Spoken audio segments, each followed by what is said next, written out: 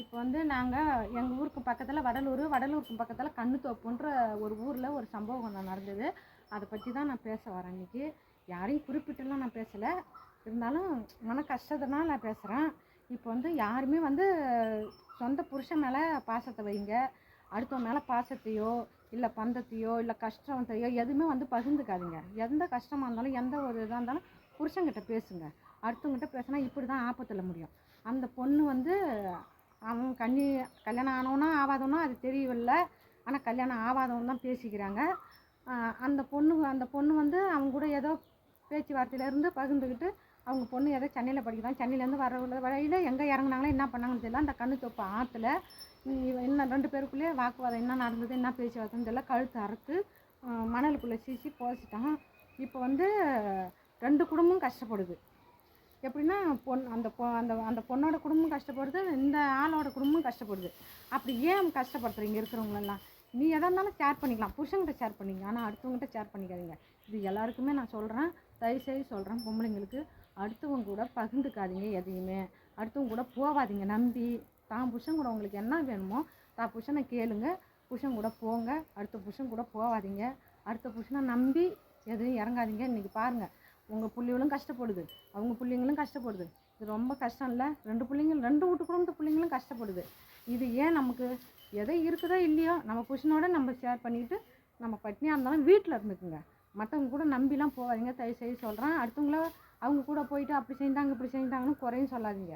இது எல்லாருக்குமே நான் குறிப்பிட்டு பேசலை, இது பெண்களுக்கு எல்லாருக்குமே எனக்கும் சேர்த்து தான் இப்போ நான் சொல்ல வரேன்.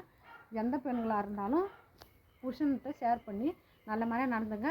உங்களுக்கு கீழே அந்த வீடியோவை போடுவேன், நீங்கள் பார்த்து தெரிஞ்சுக்கிங்க.